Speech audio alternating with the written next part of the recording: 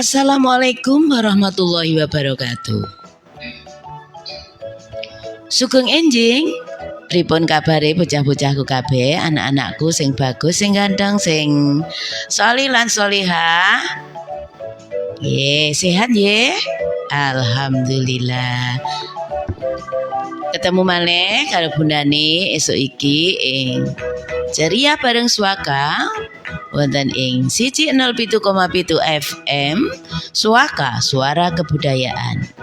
Bundane arep macake cerita utawa maoske cerita utawa dongeng kanggo bocah-bocah kabeh ing esuk iki. Sampun siap? Nggih, wonten ingkang nderek lari wonten ing Kabupaten Bantul Vanran. Waduh, keren nggih. Sinambi lari mirengke ngagem headset nggih bareng. Kalian pit-pitan nggih monggo. Siap nggih? Nggih. Saderengipun dipun wiwiti setunggal lagu kagem adik-adik sedaya. Monggo Mas Sam.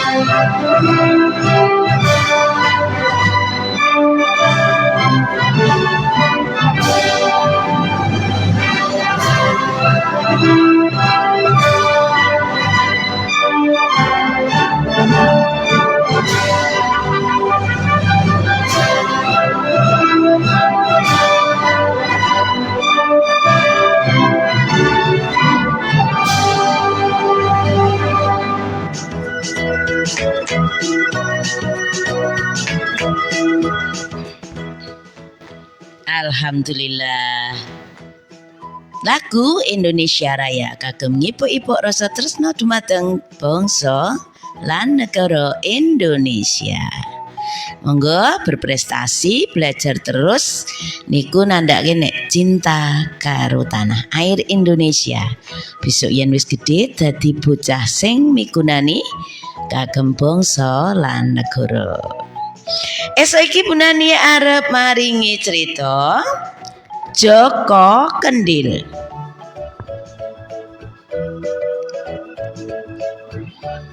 Ing jaman biyen ana mbok rondo sing uripe keserakat, miskin lan ora duwe. Omahe gubuk cilik ing jerone ana kamar loro lan uga dinggo jejere dinggo pawon kanggo masak saben dinane. Mbok rondo iki uripe mung buruh ana ing kiwa tengene. Kadang kala ngunduhi woh-wohan ing tegalan. Kadang kala ana ing sawah melu mbubuti suket. Oleh-olehane dinggo mangan saben dinane kadang kala isih kurang. Dinggo tuku beras lan janganan kepara mepet. Nanging mbok rondo ora kuciwa. Dheweke tansah syukur marang Gusti Allah awit peparinge ing dina kuwi. Kala mangsa yen opek kacang panjang karo sing duwe ladang diparingi. Mengko yen kondur wiruh godhongso diopek ana ing kebonane piyayi kono karo nembung yen arep dinggo nyayur.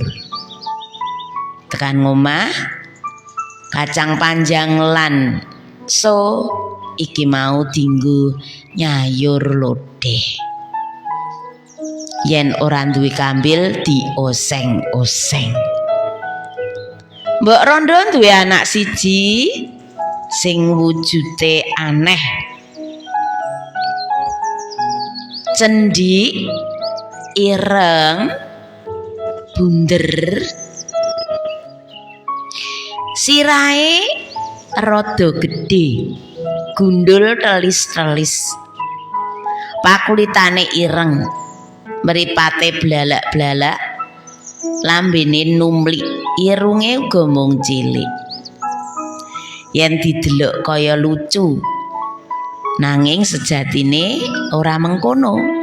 Kuwi ya ciptakane utawa makhluke Gusti Allah. Bocah lanang sing bunder cilik ireng iki mau dijenengi Joko Kendhil.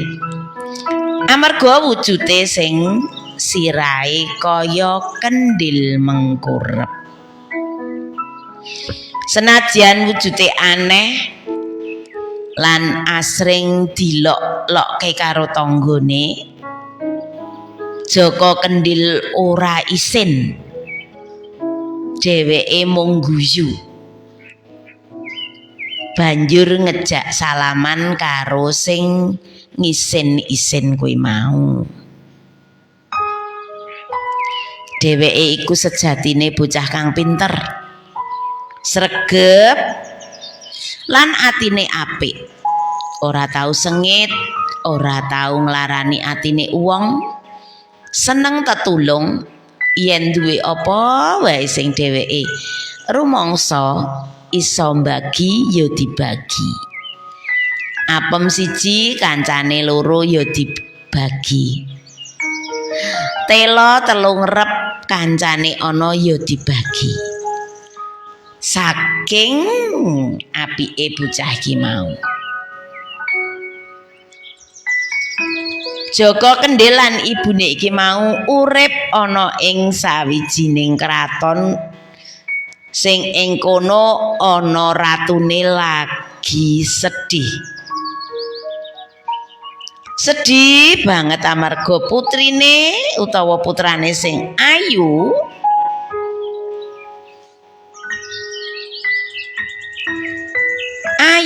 banget lan menik-menik, rambute dawa ikal mayang, awake lencir kuning, lambene gula satemlik, irunge mancung, mripate blalak-blalak. Yen mesem katon untune utawa waose sing miji timun, rintik-rintik apik, rapi.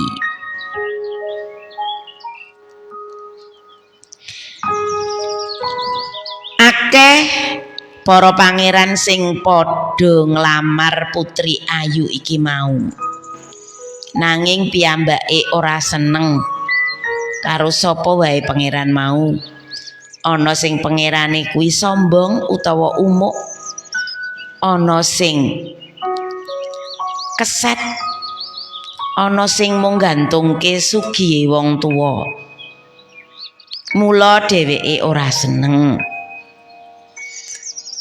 Ing esuk iku mlumpuk ana ing alun-alun ratu lan raja ing kraton kuwi mau. Semono uga putrane putri sing ayu menik-menik iki mau.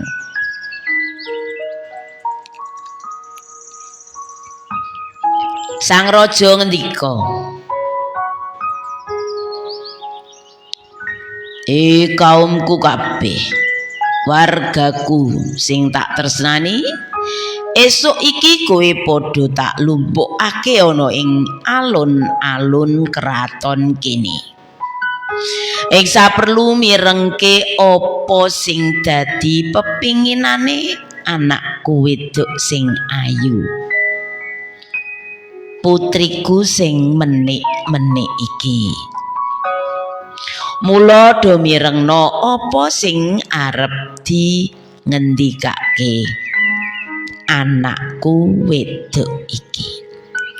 Ayo no, gek ndang omong apa sing tok karepake. Sendika dawuh Rama.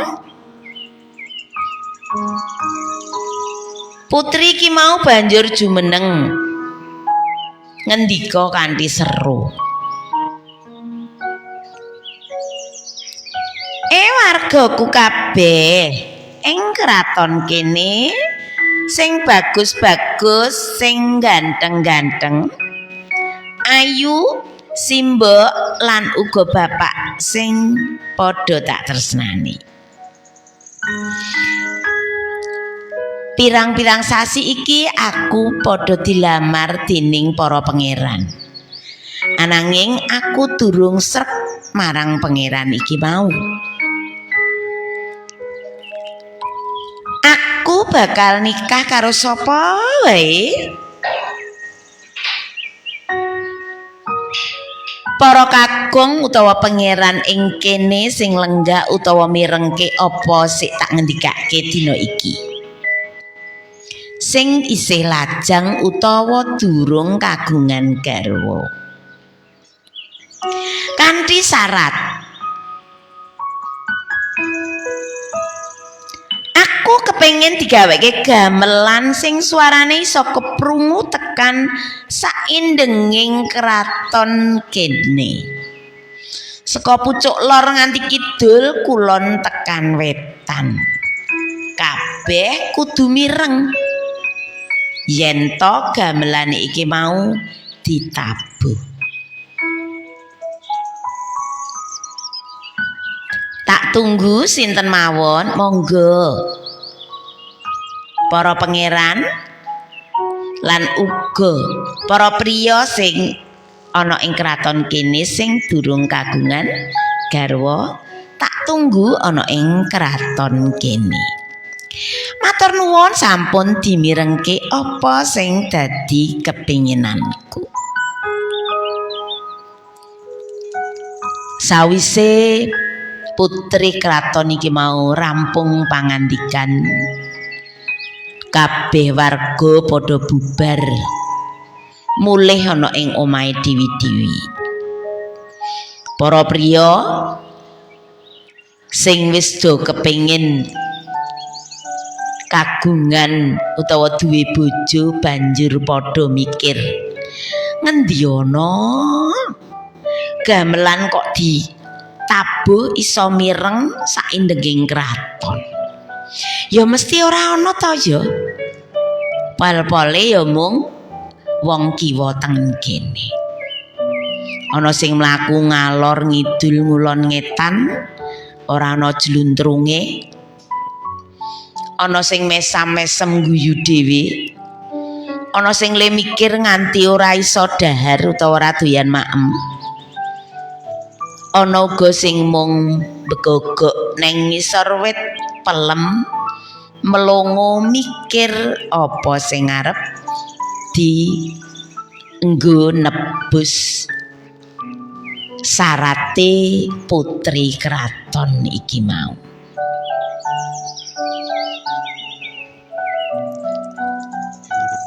Kabar iki mau saka tutuk siji neng liyane tekan nggone si Joko Kendhil. Kabeh para priya, para bujangan ing keraton kono padha usaha golek sarate. Semono uga Joko Kendhil. Dheweke pengen iso dadi garwane putri keraton iki mau. Dheweke guyang-guyu banjur matur karo ibune. Ibu, pripun nek kula ajeng nglamar putri kraton nika wau? Ibune kaget. Banjur nyekeli dadane. Le kowe iki mbok ora rena-rena to? Apa ya kowe iki iso mengko? Lah wong kowe wae awakmu mung cendhek. Bagus ya ora. Lah kok kepengin ngelamar putri kraton to, Le? Dipikir sikik yo ngger yo anakku lanang sing bagus. Mboten Ibu, mboten menapa. Kula badhe mlampah wonten kraton, Ibu cukup maringi donga lan pangestu dumateng kula. Bengi kuwi Jaka Kendhil banjur siap-siap nyepakake apa uba rampe sing bakal digawa. Saka desane tekan kraton ora mung cedhak. Dheweke nggawa salin, nggawa pangan sing iso dipangan. Lan uga nggawa uba rampe yen to mengko ning dalan nemoni apa wae. Esuk kuwi Jaka Kendhil banjur matur ibune. Ibu, kula siyos badhe mlampah wonten ing kraton. Nyuwun donganipun nggih Ibu. Mugi-mugi kula saged kasembadan nikah kalian putri kraton. Jaka Kendhil banjur salaman karo ibune. Ibune ngelus-elus sirahe sing gundul telus-telus kuwi. Tak pengestoni yo ngger. Hati-hati ning dalan, aja grusah-grusu. Yen matur karo sang raja dipikir dhisik. Aja nganti gawe lara ati. Nggih Bu, kula catheti menapa ingkang dados panggandikanipun Ibu. Jaka Kendhil banjur budal nganti sangu, klambi lan uga pangan sing iso dipangan ana ing dalan.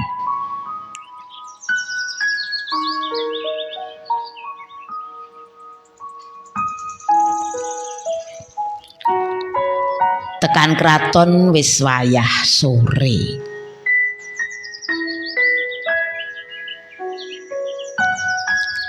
Jaka Kendhil banjur matur karo punggawa kono yen arep nglamar sang putri kraton. Bengi uga Jaka Kendhil dijak ngadhep sang raja karo punggawa kono. Dheweke lenggah ana ing tengah pendopo ngenteni sang raja lan putrane miyos.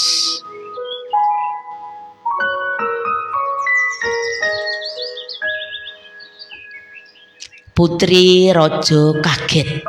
Semono uga sang raja uga kaget.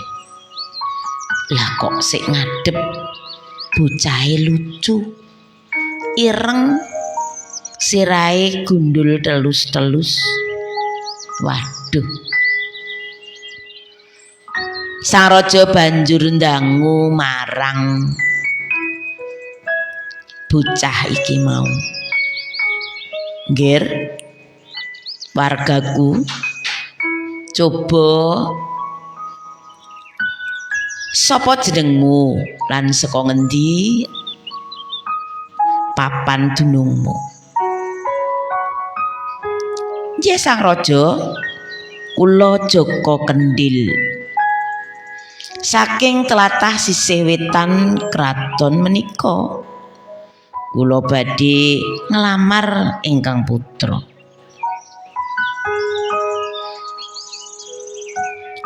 Apa kowe wis ngerti apa syarate? Sampun Kanjeng Raja.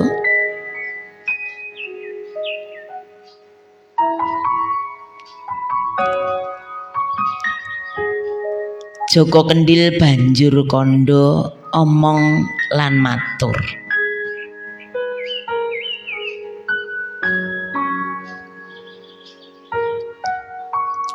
Sang Raja kula badhe nyiapaken gamelan ingkang dipun kersakaken sang putri.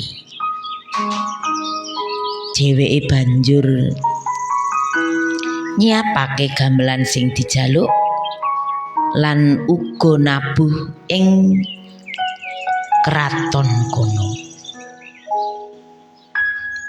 Elok lan elok gamelan iki mau iso dimirengke kabeh warga ana ing tlatah kraton kono. Wengi iku uga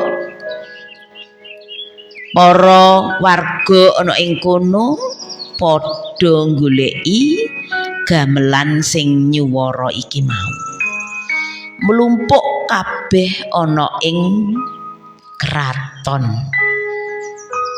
Ana ing alun-alun kebak warga kraton kono. Amarga iso nyembadani apa sing dijaluk sang putri, mula sang raja banjur nikahake Joko Kendhil lan putrane. Putrane senadyan to garwane iki mau katon cendhik ireng nanging gandeng wis iso mujudake apa sing dadi syarate. Sang putri nampa apa anane. Sawise padha omah-omah ana ing sawijining wengi ora ngerti piye mula bukane. Sang putri ratu iki mau demok awake Joko Kendhil, dielus-elus sirahe. Kowe saiki wis dadi garwaku. Krene lingguh awor aku. Sirah sing bunder iki mau banjur dilus, awake banjur elus-elus uga. Ora ngerti kedadiane, ora ngerti mula bukane. Joko Kendhil sing bunder iki mau banjur ganti dadi bocah lanang kang dhuwur, bagus, ganteng banget. Wujude asli si Joko Kendhil katon. Sang putri rumangsa bungah banget amarga duwe garwa sing ora mung ganteng nanging uga pinter. Joko Kendhil banjur ngendika yen to dheweke kuwi sejatine putra raja ing sisih wetan kono sing wis di santet karo mbokne Kowalon, saengga wujude dadi ireng cilik lan telus-telus. Dheweke bakal udar santete yen to iso dadi banten utawa duwe bojo putri kraton kang ayu. Ing wengi uga para warga kraton sing padha mlumpuk ana ing alun-alun surak-surak seneng banget. yen to dheweke duwe raja kang wicaksana, putri kang ayu meraati lan mantu sing bagus ganteng lan wicaksana. Urip bebrayan sang putri karo Joko Kendhil ayem lan tentrem.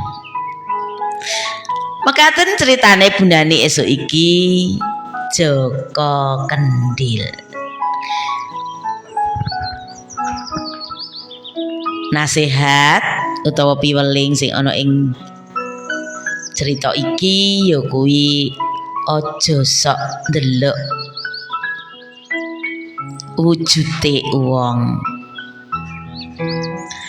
nanging deloken apa kang dingendikake lan kepiye budi pakertine.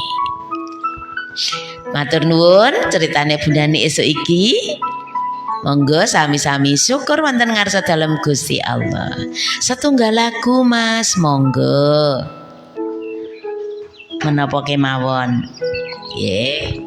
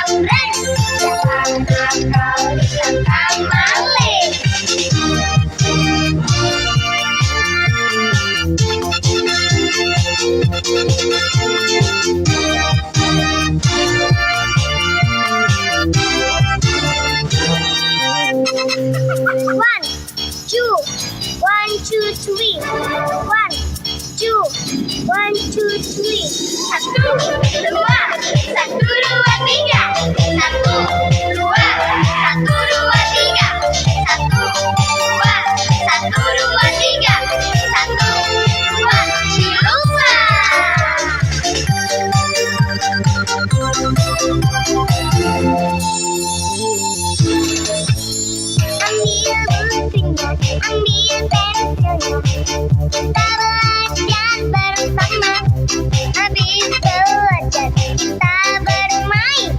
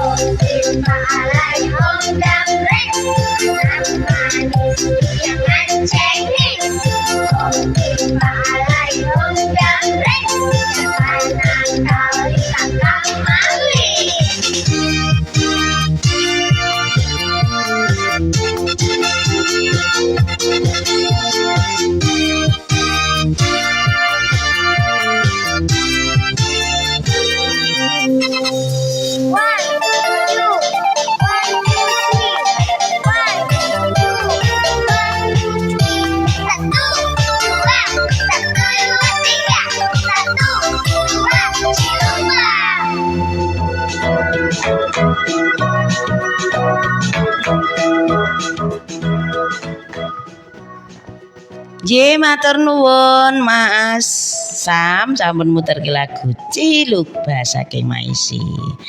Sugeng enjang Pak Wardi wonten ing Tambalan matur nuwun sampun kirim WA wonten ing enjing menika. Kirim-kirim kageng wayah utawi putu-putu cucu-cucu ingkang dipun tresnani Dek Aksa lan Dek Kayendra. Semoga tambah pinter, sehat selalu. Belajar basa Jawa, siap nggih? Nggih, matur nuwun Pak Wardi. Kagem Dek Juna ingkang nembe pit-pitan wonten ngarepan. Halo Dek Juna. Dek Bilvania. Matur nuwun nggih. Sehat nggih? Alhamdulillah. Monggo lagu balonku kagem Dek Kayendra lan Dek Aksa lan ugi wonten lari pagi Mas. Mbok bilih. Matur nuwun Mas, monggo.